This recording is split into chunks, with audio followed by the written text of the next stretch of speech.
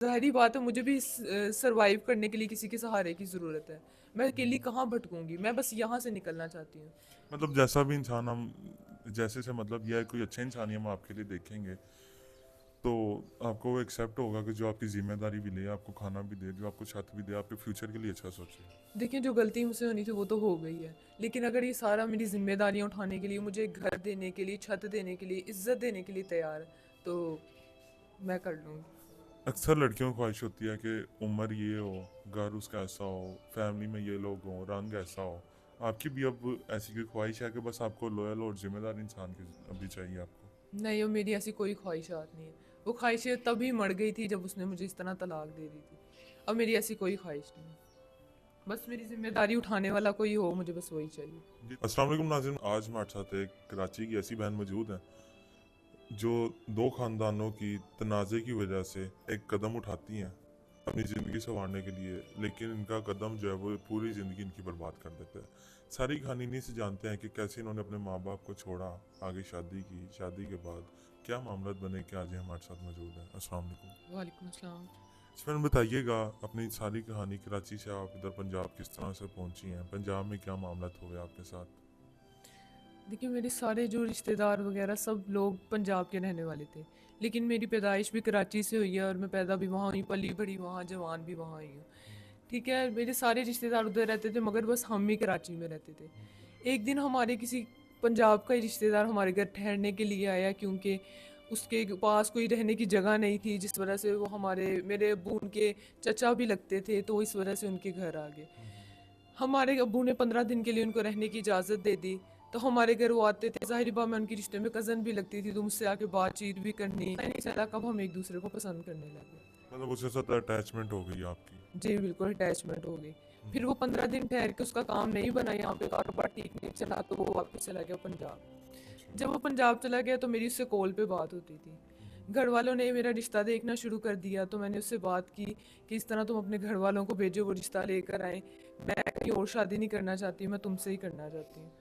उसने अपने घर वालों से बात की, उसके घर वाले राज़ी थे, वो रिश्ता लेके हमारे घर आ गए। जब वो रिश्ता लेके हमारे घर आए तो मेरे घर वाले नहीं माने। कोई उनके आपस के ऐसे ताल्लुकात ख़राब हुए थे किसी वजह से जो हमें नहीं पता थे, जिस वजह से उन्होंने रिश्ते से इनकार कर दिया।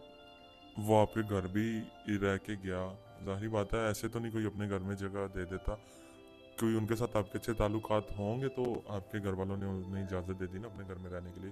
तो बाद में ऐसे क्या मामला बने कि आपके ताल्लुकात ख़राब हो गए? यही तो बात मैं उनसे पूछती थी कि आपने उनको ठहरने की इजाज़त दे दी, लेकिन क्या वजह थी कि आप उसको मेरे साथ राज़ी नहीं कर रहे कि रिश्ता करने के लिए? वो कहते वो बात तो बताते ही नहीं थे, ये बात कि क्या वजह हुई ऐसी। मेरे ज़्यादा पूछने पर उन्होंने बस यही कहा कि हमने उसे सिर्फ घर में रहने की इजाज़त दी थी, इस चीज़ की इजाज़त नहीं दी थी कि वो हमारे घर में हमारी बेटी हमारी इज्जत के साथ ही इस तरह करे। फिर उन्होंने इसीलिए वो इस चीज़ पे राज़ी नहीं थे। मैं उसे बताया कि मेरे घर वाले नहीं मान रहे, वो मेरी कहीं और ज़बरदस्ती मंगनी करवा रहे हैं। उसने मुझसे आगे से कहा कि मैं तुमसे शादी करूँगा वरना मैं खुद को मार लूँगा। अच्छा, इस इतना वो आपसे प्यार करता था? उस वक़्त तो उसके यही अल्फ़ाज़ थे। अच्छा, तो उसके बाद फिर आगे क्या हुआ? फिर उसने मुझे कहा कि अगर तुम भी चाहती हो कि तुम्हारी मुझसे शादी हो, तो फिर मैं तुम्हारी टिकट करवा रहा हूँ, तो तुम वापस पंजाब आ जाओ। तुम पंजाब आओ, हम यहाँ पे निकाह कर लेंगे, मेरे घर वाले राज़ी हैं, मैं उनको मना लूँगा किसी भी तरह। तो आपकी उसके लड़के घर वालों से बात हुई थी कोई कि वो वाकई राज़ी हैं या नहीं राज़ी? उसने अपनी माँ से बात की हुई थी, वालदा से की हुई थी, उसने अपनी बात भी मेरी अपनी वालदा से करवाई थी। अच्छा। उसने कहा था तुम आ जाओ, हम तुम्हें अपनी बेटियों की तरह रखेंगे। फिर उसने मेरी टिकट करवाई, तो मैं रात को घर से निकल गई अपनी सारी पैकिंग वगैरह करके। तो आपने ये नहीं सोचा कि मेरे माँ बाप की इज्जत है वो कहाँ पे जाएगी, लोग क्या कहेंगे? जिस बात से माँ बाप डर रहे हैं, आप लोगों को और ज़्यादा मौका मिल जाएगा कि वो खुल के फिर बातें कर सकें। उस वक्त तो मैंने बस यही सोचा था कि कोई नहीं, इस बार अब कर लेते। उसने मुझे कहा था कि बाद में मना लेंगे तुम्हारे घर वालों को। जब मैं रात को कराची से निकली, मैं जाकर ट्रेन में बैठ गई। फिर जब ट्रेन पंजाब तक पहुंची, वो अपने भाई अपने अब्बू के साथ आया मुझे लेने के लिए। फिर वो अपने घर लेके गया, वहाँ पे निकाह हुआ हमारा। और उसके बाद 1 साल तक हमारी ज़िंदगी इतनी अच्छी गुजरी, मैं बहुत खुश थी। उसके घर वालों का भी मेरा साथ ऐसे सलूक था जैसे वो सगे मेरे माँ बाप होते हैं। लेकिन 1 साल गुजरा तो मेरे घर कोई भी औलाद ना हुई, जिसकी अच्छा। वजह से उसकी अम्मी मुझे ताने देती थी कि तुम बांझ हो, तुम्हारे घर औलाद नहीं है, तुम हमारी ज़िंदगी में कहाँ से आ गई। लेकिन वो इतने 1 साल मुझसे इतने अच्छे से रहे थे कि मुझे पता ही नहीं चला कि मेरे माँ बाप की मुझे कमी कभी महसूस ही नहीं होने दी। उसके बाद वो भी मुझे उसकी माँ उसको कहना शुरू होगी मैं तुम्हारी दूसरी शादी करवा दूंगी, छोड़ दो इसको तुम। और वो भी मुझसे लड़ाई झगड़ा करना शुरू हो गया। जब मैं एक दिन आगे से उससे बोल पड़ी तो उसने मुझे मुंह पर ही तलाक दे दी। तो आपने उसे समझाया नहीं कि ये तो मेरे इसमें कोई गलती नहीं है, ना तो ये मेरे बस की बात है, तो ये तो अल्लाह ताला के हैं कि वो अल्लाह ताला की तरफ से सारे मामला होते हैं। तो आपने ये चीज़ें उन्हें समझाई नहीं, उसकी माँ को या उसे आपने कुछ समझाया हो? मैंने उसको बहुत समझाया कि ऐसे नहीं होता, जब अल्लाह चाहेगा तब हो जाएगा, लेकिन वो कहता था कि नहीं, तुम्हारी इसमें गलती है। तो आप इलाज वगैरह भी होते हैं, सारे मामला होते हैं, तो आपने कोई ट्रीटमेंट वगैरह अपना या उसका नहीं करवाया कि ये औलाद वगैरह हो सके? मैं डॉक्टर के पास भी गई थी, मैंने चेकअप वगैरह भी अपना प्रॉपर करवाया था। उन्होंने कहा था आपकी रिपोर्ट्स बिल्कुल ठीक है, मसला कोई नहीं है, आप मेडिसिन यूज़ करें। तो डॉक्टर ने मुझे बताया कि कोई भी मसला नहीं है आपकी रिपोर्ट्स में, आप जाके अपने शोहर से कि एक दफ़ा वो भी आके अपना ट्रीटमेंट प्रॉपर करवाए, अगर कोई मसला होगा तो हम उनको मेडिसिन दे देंगे। जब मैंने जाके उससे बात की तो उसकी अम्मी सुन रही थी। उसने जाके अंदर ही भड़काना शुरू कर दिया कि देखो खुद की गलती है और तुम्हें आके कह रही है। वहीं से वो भड़क पड़ा और मैंने उसको समझाने की बहुत कोशिश की। लेकिन जब मैं भी, ज़ाहिर बात है मैं भी एक लड़की थी, मेरे भी कोई जज्बात थे। जब मैंने उससे ज़्यादा थोड़ा सा मैं भी बोल पड़ी तो उसने मुझे वहीं पे गुस्से पे आके तलाक दे दी। जब उसने तलाक दे दी उसके बाद क्या मामला तो हुए? आपने अपने माँ बाप से कांटेक्ट किया कि मेरे साथ ये सारे मामला तो हो गए हैं?